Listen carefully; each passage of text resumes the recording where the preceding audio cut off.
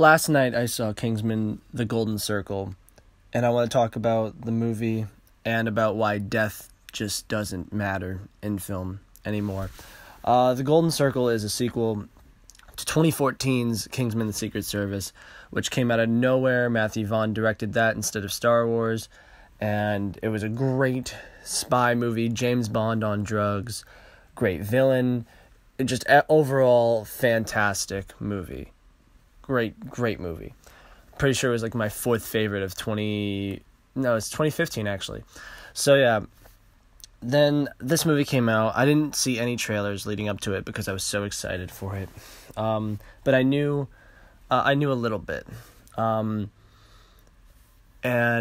Spoilers. Go watch. It's good. It is good. I'm probably gonna give like a review that's not very positive, but it is good, so go see it and then come listen to this. But I think it's the best bad sequel of all time. Because it's a good movie. It's well made. Matthew Vaughn perfectly directs this movie. Although all the cast is great, the new characters are great, and the old ones do a great job. There's great dialogue. The action sequences are fun and like creative and crazy, and there's a lot of great ideas here. But it's in every way inferior to the original. There's not one thing from this movie that I think was better. I don't think we got enough from our main character. In a sequel, the stakes are supposed to be raised, and I don't feel like the stakes were raised at all. In the original, they were gonna kill the entire world, I'm pretty sure, or something like that. Or like everyone was going to be mind controlled, and then this one, it was just going to kill the drug addicts. And this movie had a lot to say about drugs, which that was interesting. But yeah, my biggest problem with this movie is that Colin Firth is back as Galahad, Eggsy's mentor. And if you saw the original, you'd know that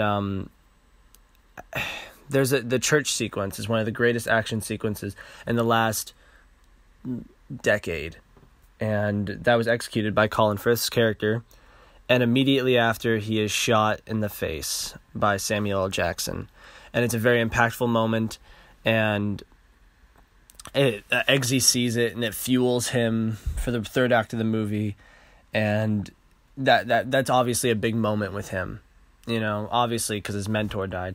And, it's something that's going to drive him in the rest of the series, hopefully, And then he's just back.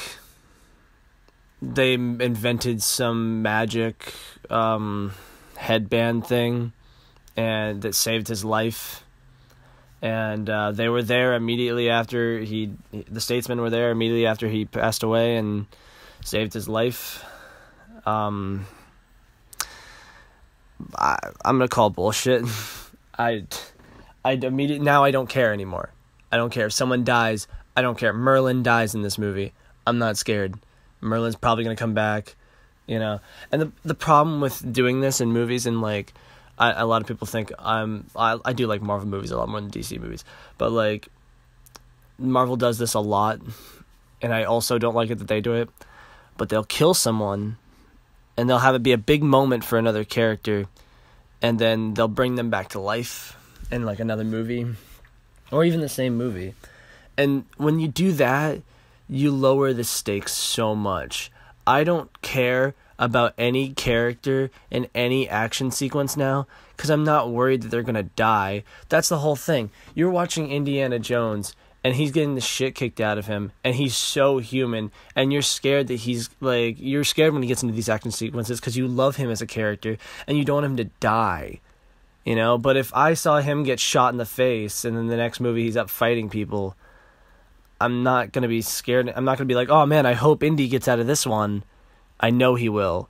Even if he gets chopped up into pieces, it's a magic glue, they'll put them back together, or something stupid like that. You take away any intensity from every single action sequence. I barely watched the third act action sequence because I was like, I don't care. I really don't. I know that they're going to be okay. I know that nothing bad's going to happen.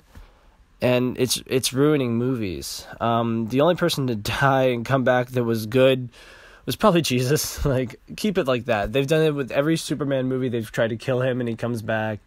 Like, I don't think there's a time where someone's died in a movie, come back, and I've been like, yay, I'm so happy that happened. Like, I get it. Colin Firth was a great character in the first one. Awesome. He made the movie. But, like, I feel like his presence in this one really watered the movie down.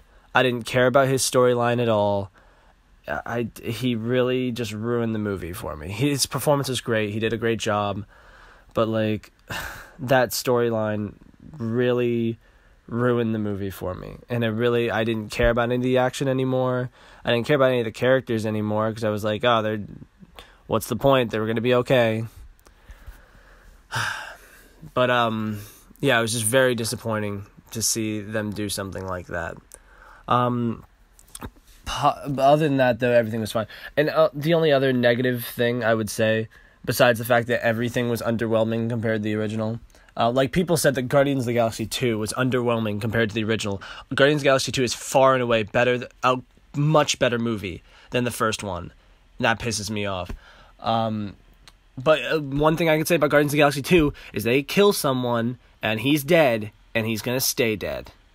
And I care, you know?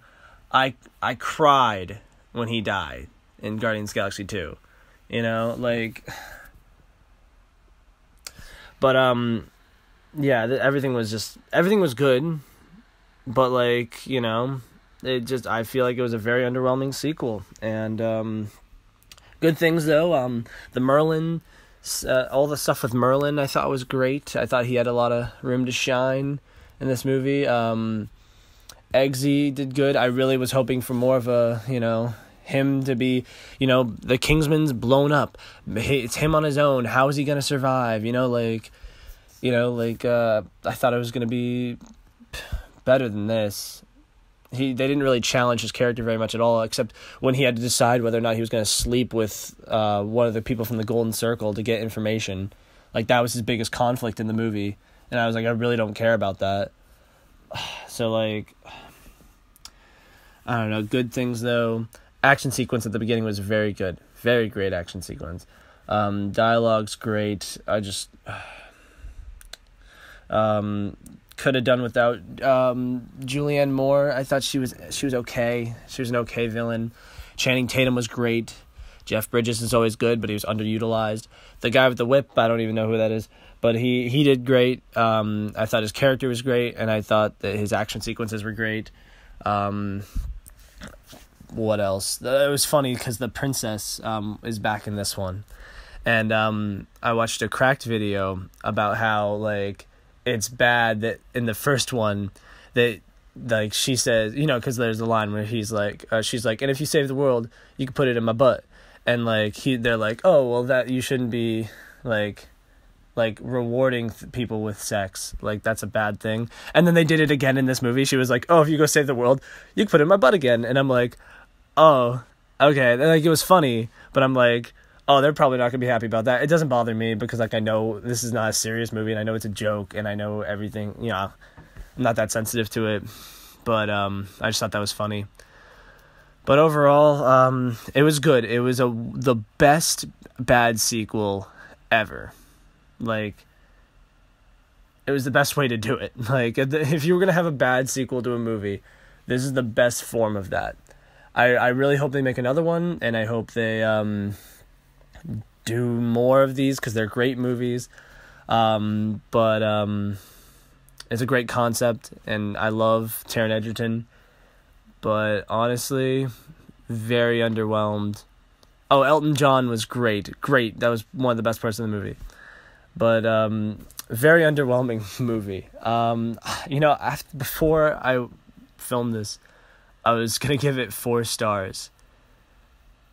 And I think I'll stick with that. Borderline 3. 4 stars just because it is very well made.